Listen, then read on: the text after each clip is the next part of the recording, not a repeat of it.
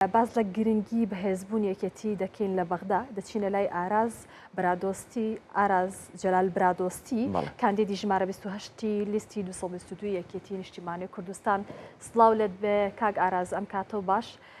سوپاس بۆی کە میوانمانی. با سەرەتاوە لەوە دەست پێ بکەین، دەمەوێت دووبارە ناو ژمارەی خۆ دووپات بکەیتەوە بۆمان. بەیانیتان باش، من ئاراز جەلال محمود بەگ برادۆستی کاندیدی ژمارە 28 لە سەلیستی 222 یەکێتی نیشتیمانی کوردستان دەرچووی کۆلیژی یاسام لە ساڵی 2006. بەڵێ کاک ئاراز، با لەوە دەست پێ بکەین تاکو چەند یاخود تا چەند گرنگە لە ئێستادا یەکێتی نیشتیمانی کوردستان بەهێز بێ لە بەغدا بۆی کە مافەکانی خەڵکی کوردستان پاڵپشتی لە مافەکانی خەڵکی کوردستان بکە. ئێمە وەکو کارنامەی خۆمان کە شعارمان هێزی تۆن لە بەغدا بەرزمان کردوتەوە، بەهێزبوونی یەکێتی نیشتیمانی کوردستان لە عێراق و یان لە پەرلەمانی عێراق کاریگەری دەبێت لەسەر هەرێمی کوردستان بەگشتی لەسەر تاک بە تاچی کۆمەلگای کوردی. لەبەرەوەی لە ڕابردوودا کە یەکێتی بەهێز بووە لە سەردەمی خوالی خۆشببوو مامجەلال کە یەکێتی لە پێگەیەکی زۆر بەهێز بوو لە عێراق و لە پەرلەمانی عێراقیدا هیچ کێشە و گرفتێک نەبوو لە نێوان حکوومەتی هەرێمی کوردستان و حکوومەتی عێراق. بۆیە بەهێزبوونی یەکێتی نیشتیمانی کوردستان بەهێزبوونی هەرێمی کوردستان و بەهێزبوونی تاک بە تاچی کۆمەلگایەکەمانە. بەڵێ کەواتە کاک ئاراس لەو سۆنگەیەوە تا چەند گرنگە سیاسەتی چەپکە گوڵەکەی سەرۆک مامجەلال پێڕۆ بکرێت؟ ئێمە لە کارنامەی خۆمان لە بۆ ئەم خولەی پەرلەمان کارنامەیەکی تێر و تەسەلمان هەیە کە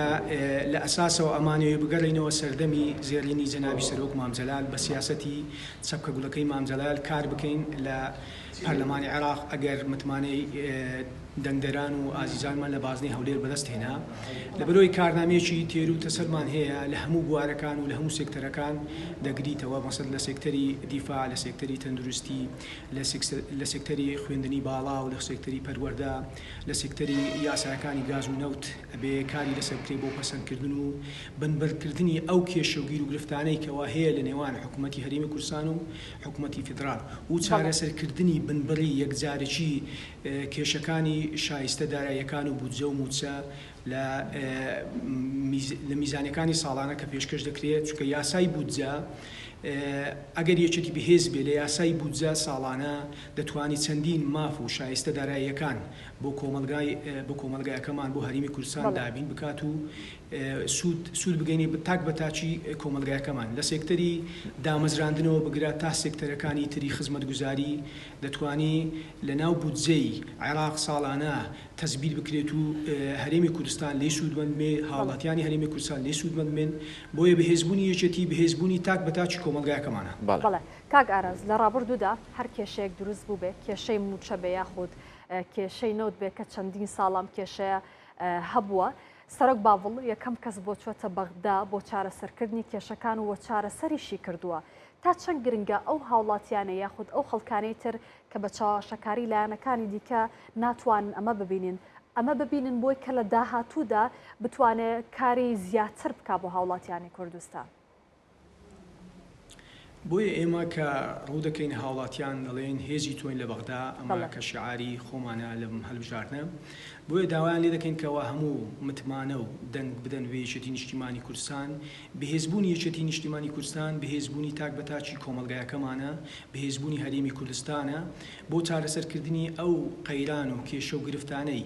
کەوا هەنوو لە ئایندەش ڕۆبەڕوومان دەبنەوە، چونکە بەهێزبوونی یەکێتی لە بەغدا گەواهی ئەوە دەدا کە لە ڕابردوو ئەو چارەسەرانی کراون هەمویان لە سەردەستی سەرۆک باوڵ ئەنجام دراون و لە سەردەستیوی ئەم ڕێکەوتنانە کراون. بەڵام بۆ بەردەوام بوون و بۆ چارەسەرکردنی هەر کێشە و گرفتێک کە ئایندە دێتە پێشمان دەبیا یەکێتی بەهێز بێ لە بەغدا بۆ چارەسەرکردنی هەر کێشەیە کە بێتە لەگامان لە ئایندە. بەڵێ باشە کاک ئاراس، پشت بەخوا ئەگەر متمانەی دەنگدەران بەدەستەناوبووی بە ئەندامی پەرلەمانی عێراق لە سەفراکسیۆنی یەکێتی، کاک ئاراس لە چ بوارێکدا خزمەتی هاوڵاتیانەکە لە چ سێکتەرێک بە دیاری کراوی؟ من خۆم وەکو یاساناسێک کە دەرچووی کۆلیژی یاسام خۆشتان دەزانن پەرلەمانی عێراق جێگای تەشریعی قەوانینە بۆیە زۆر پێویستەکەوە کەسی یاسایی سەر بکەوێت بۆ پەرلەمانی عێراق ئینشاڵڵا گە منش متمانەی هاوڵاتیانم بەدەستێنە لە بازنەی هەولێر کاری ئەساسیمان جێبەجێکاری کارنامە یەکێتی نیشتیمانی کوردستان دەبم چونکە من یەکێکم لە ئەندامانی یەکێتی یەکێکم لە فراکسیۆنی یەکێتی دواتر خۆشم چەندین بەرنامەم هەیە یەک لەوانە مەسەل وەکو خۆم هەر چەندە لە کارنامەی خۆشمان هەیە بەڵام جەخت دەکەینەوە لەسەر پارێزگاریکردن لە سنوورەکانی هەرێمی کوردستان و دامەزراندنی دەرچوانی زانکۆکان چارەسەرکردنی قەیرانی بودجە و موچە چارەسەرکردنی گەنجە دانەمەزراوەکان کەوا ئێجگار ڕژێکی بەتاڵە زۆرە لە هەرێمی کوردستان بە حکمیەوەی من لە بازنەی سۆران کاندیدم لە مەڵبەندی شەشی سۆرانەوانە بەتاڵێکی ئێجگار زۆر هەیە لەم سنوورە بۆیە هەنگاوی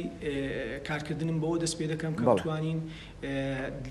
لە بودجەی ساڵانە کە پێشکەش بە حکوومەتی عێراق دەکرێت بتوانین جێگای ئەو گەنجانە بکرێتەوە بۆ دامەزراندن و لە ئەولەویەتی کارەکانم دەبێت. بەڵێ کاک ئاراس لە عێراق سەرۆک باوەڵ پەیوەندێکی زۆر باشی هەیە لەگەڵ لایەنە زۆر جیاوازەکانی عێراقدا و ئەمەش وای کردووە بتوانێت کارەکان باشتر چارەسەر بکە و کێشانە هەیە کە باشتر چارەسەری بکات تا چەند گرنگە لایەنەکانی دیکە بێنە پاڵ سەرۆک باوڵ و پاڵپشتی لە سەرۆک باوڵ و یەکێتی نیشتیمانی کوردستان بکەن بۆی تەواوی هێزی خۆیان کۆبکەنەوە بە پاڵپشتیکردن لە خەڵکی کوردستان وەکو لایەنێکی نەتەوەیی. ئەمە زۆر گرنگە لەبەرەوەی لایەنەکان ئەبێت چاو بکەن لە یەکێتی نیشتیمانی و زائیدەن لە ڕابردووشەوە هەیەەوە دراوە هەر کاتێک کوردی یەک گرتوو بێت و یەک دەنگ بێت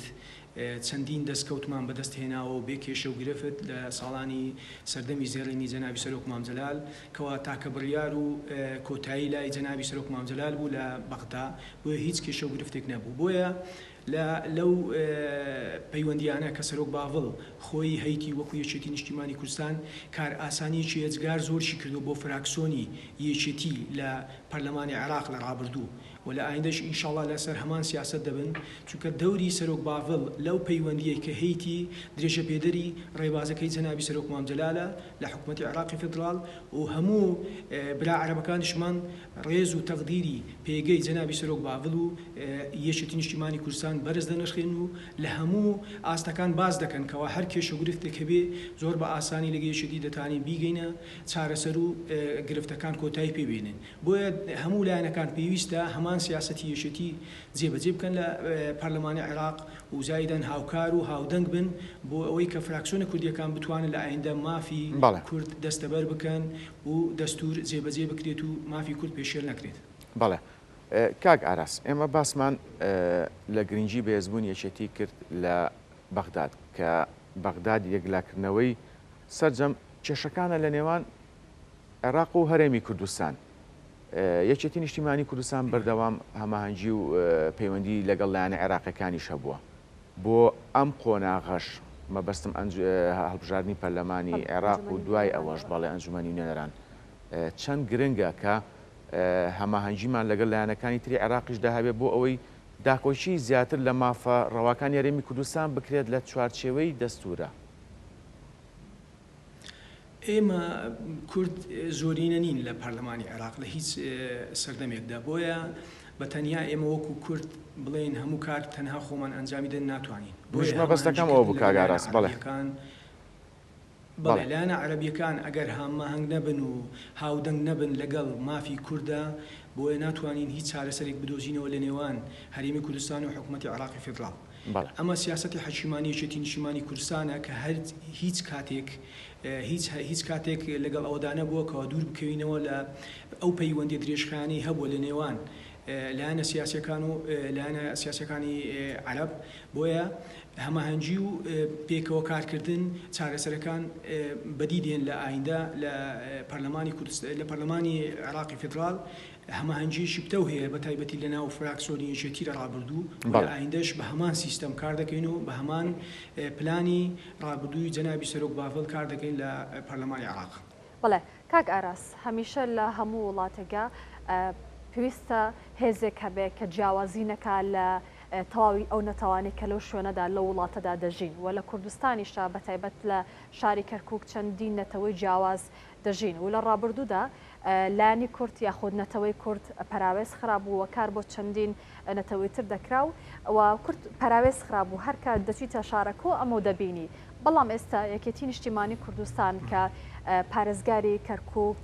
ڕێبوارچەها لەوێ دەست بەکار بووە وەکو یەکێک لە ئەندامانێکەتی نیشتیمانی کوردستان توانێتی چەندین گۆڕانکاری بکە لەو شارەدا بە بێ جیاوازی لایەنەکان و بتوانێت دڵتەمینیەک بۆ تەواوی ئەندامەکان بۆ تەواوی نەتەوەکان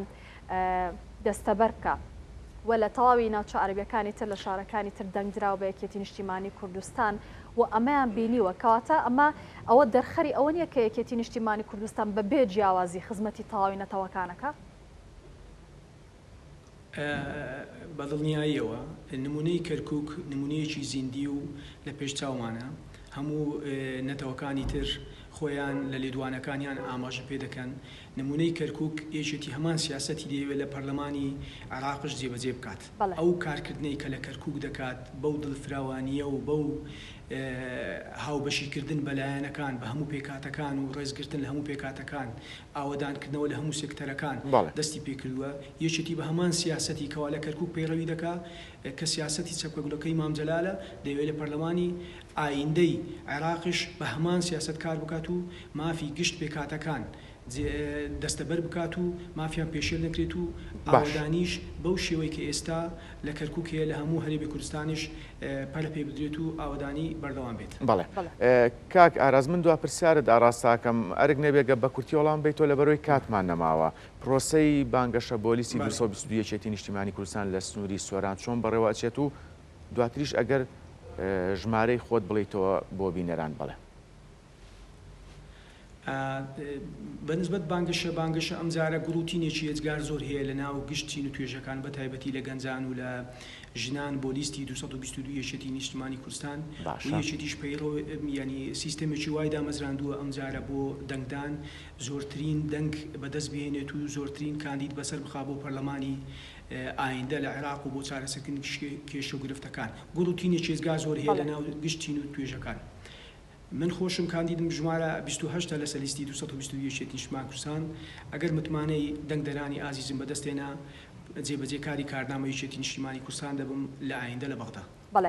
ئاراز جەلال برادۆستی کاندێتی ژمارە 28 لە لیستی 222 یەکێتی لە بازنەی هەولێر زۆر سوپاس بۆی کە میوانمان بووی.